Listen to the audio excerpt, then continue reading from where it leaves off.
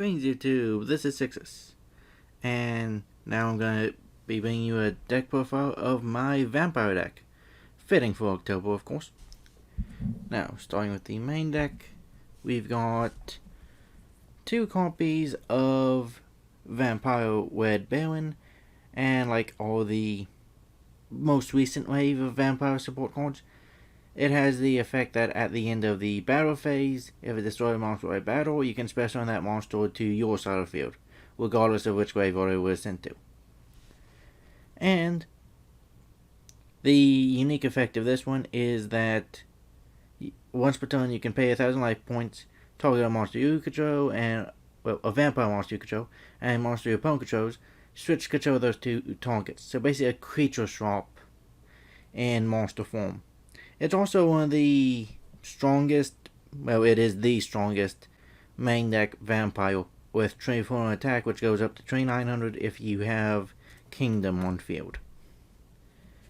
Then we got Scarlet Scourge. It's a very good one for field swarming, as when it is normal spell summoned, you can pay 1,000 life points to target a vampire monster in your graveyard except another copy of itself, spell summon that monster.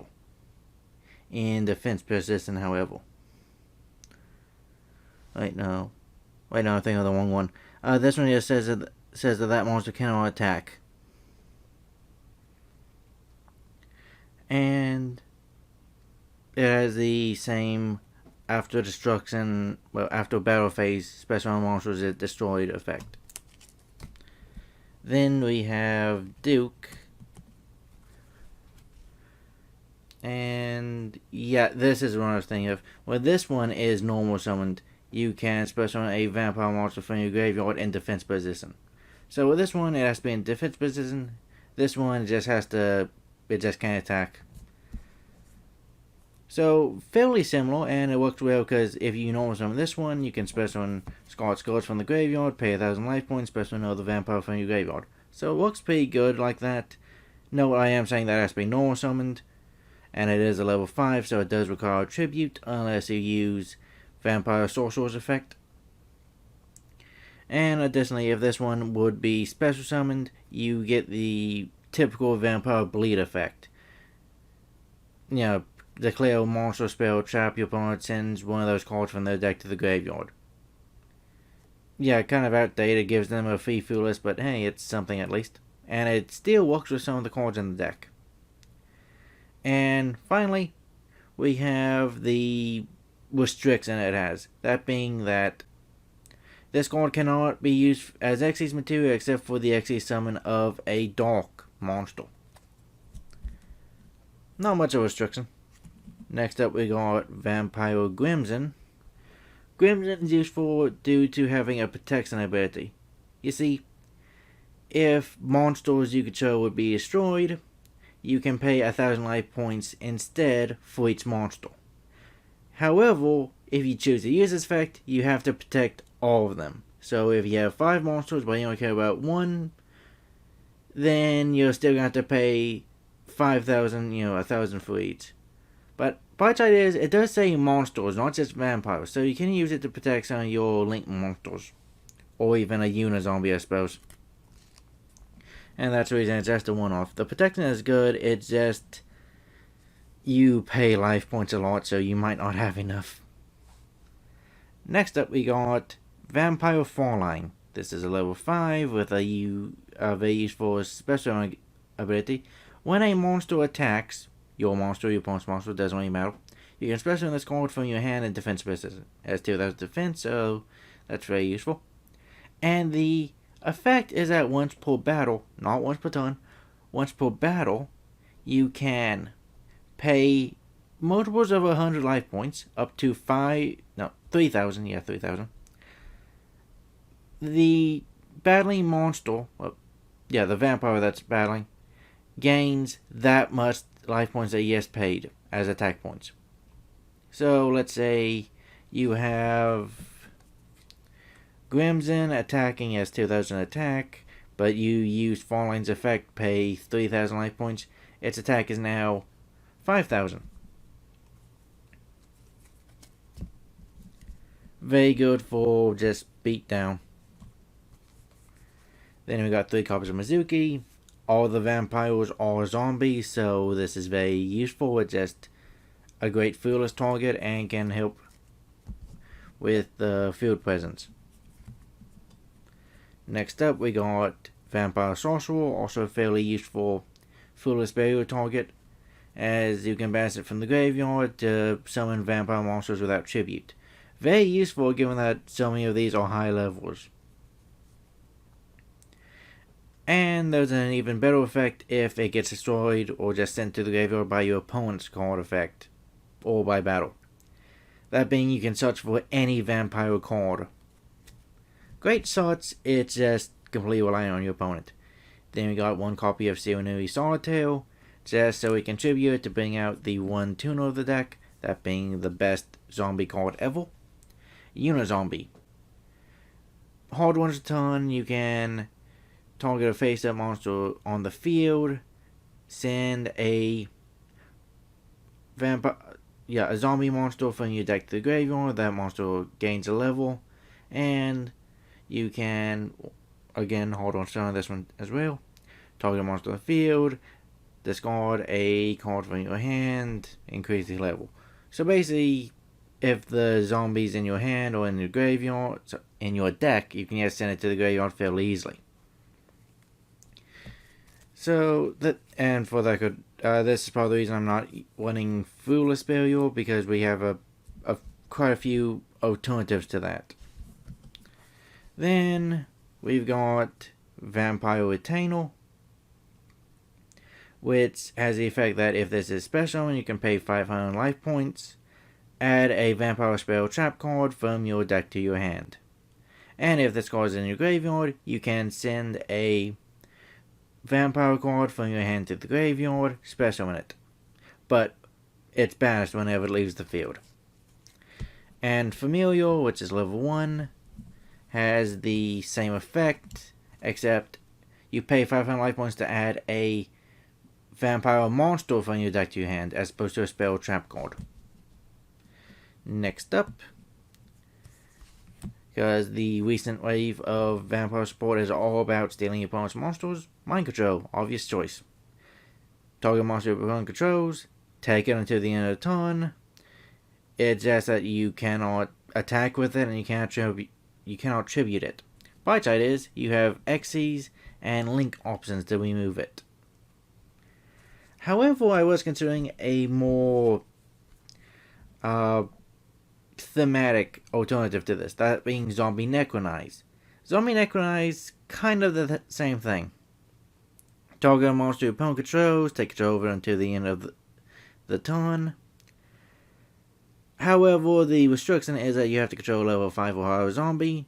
Not too bad, given that all of these are high level zombies, and even Uni-Zombie, if you use its effect on itself twice, is now a level 5 zombie, so doesn't seem too bad, and the graveyard effect seems really useful. As during your main phase, you can shove one of your banished zombie monsters into the deck, and if you do, set this card, but banish it when it leaves the field. Which is very useful given that we tend to banish cards like Mizuki, and banish cards using a Law of Darkness. So I'm on the fence as to whether Necronize is, if its restriction is worth the benefit, or if I should just stick with Mind Control.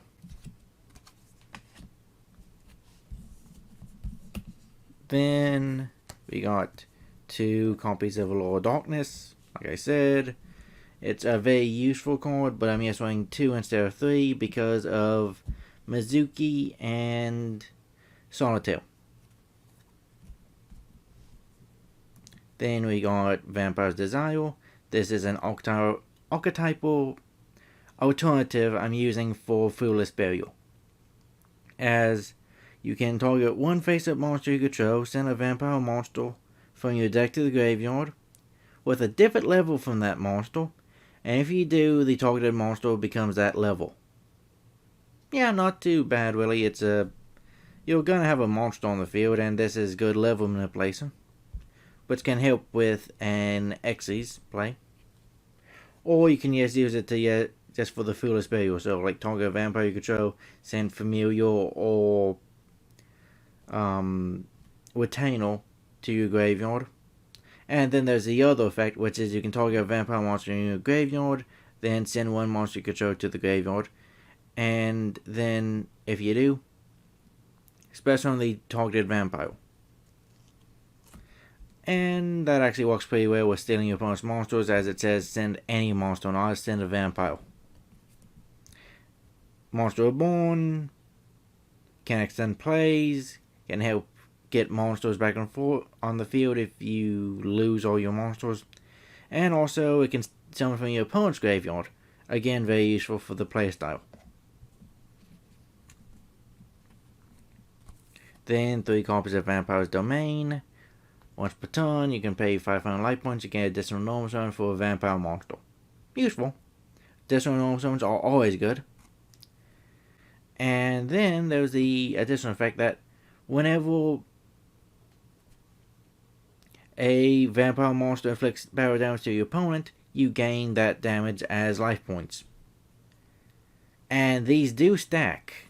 So if you have 2 of these on the field, you're going to be gaining twice as much life points as you're taking from the opponent.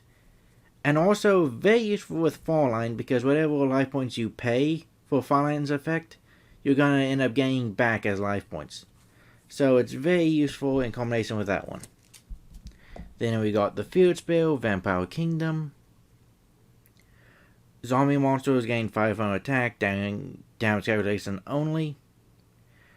Unique kind of wording that doesn't get used too much. Most of the field spells just give instant attack boosts.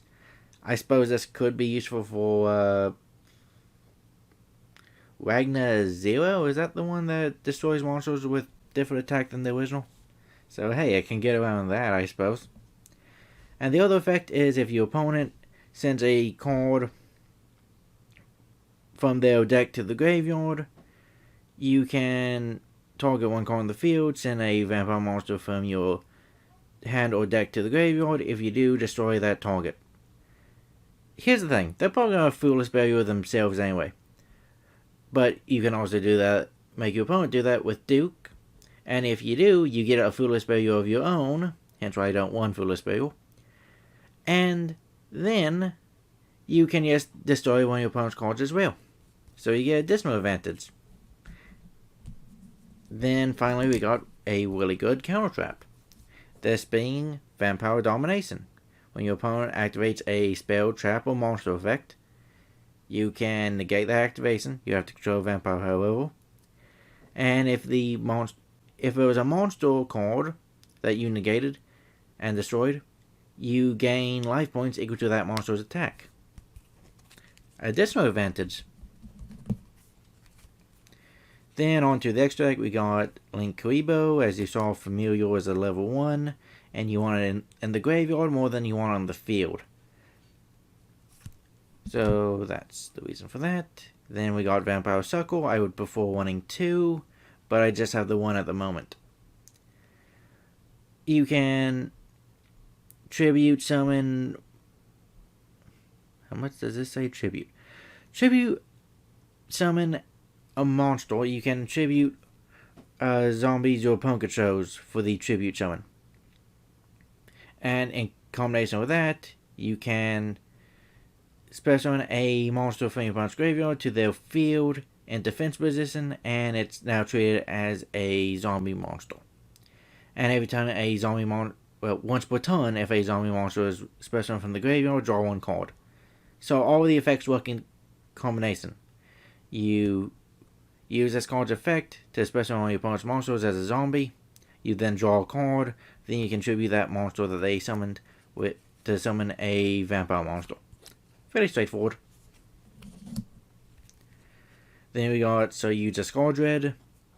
What can I say? It's Sayuja. You got plenty of swarming between Duke, the Scarlet Scourge, stealing your opponent's monsters, and just with Tainor and Familiar being able to special themselves from the graveyard. Oh, and of course Mizuki. So yeah, you can get plenty of monsters on the field with this in order to bring this out. And of course, just save your hand with the 4th effect. Well, 4 monster effect. And if And the third one is also very useful as it's just a free special one, which is useful for having high level monsters. Then we got a few monsters just because of Duke's Dark Xyz restriction. So we got Shock Fortress, which is actually fairly useful as you can detach a material, make a monster you control be able to attack twice, which is useful because, well, if a card like Red Baron destroys 2 monsters, you get both those monsters to your side of field at the end of the battle phase. Then we got 2 copies of Bram. You can detach a material, a special monster from your opponent's graveyard, to your field, but that's the only monster that can attack this turn. So it's better to do this in main phase 2, because otherwise you're just going to be attacked with 1 monster as opposed to multiple, and if you do plays with that monster that you stole from your opponent's graveyard, yeah, that's just going to be a downside because you won't be able to attack at all. And if this card is destroyed by a card effect, you can special during your next turn in defense position. It has 0 defense, so it's not very useful for that, but hey, at least it's recursion. Then number 14, Greedy Saramaya. Your opponent takes all effect damage that they would try and deal to you. Useful against like Trick Stars or any kind of burn heavy deck. Nice tech option. Then there's Audrius, Keeper of Armageddon. Detach a material, destroy a face-up card your opponent controls. Straightforward. Then there's Vampire Cyrodiil. Cyrodiil is very useful as, first of all, just a summoning requirement. If you have monsters that are owned by your opponent, those can count as a 6 for this card's Xyz summon. So it's very easy to summon, just do your opponent's monsters lot. And you do have a few level 6s that can help accomplish just getting monsters in the field, such as Scarlet Scourge and Red Baron. And you can just use Uni-Zombie on some of the level 5s to make them 6s as well. And on to the actual effects, you can detach a material to send a card your opponent controls to the graveyard. And then, if your opponent has a monster card they control sent to the graveyard, you can detach a material, especially on one of those sent monsters. So yeah, it itself also helps with stealing your opponent's monsters. And finally, we got Beals of the Diabolic Dragons. We all want a Uni-Zombie, it's a tuner, so might as well make use of it. And it's also a dark tuner, so this is probably the best option. Couldn't think of any other synchros that would actually help out with this deck. Though I suppose, given that there is a field spell in the deck, it would be helpful to go with, Ancient Pixie Dragon, given that one is still dark. So it still kind of synergizes. But yeah, Diabolic Dragon, it cannot be destroyed by battle or card effects, and if you take damage, this card gains attack equal to the damage you took. So really good with beatdown. And the only way to remove it is by targeting effects. So yeah, that's all for this time. Thanks for watching.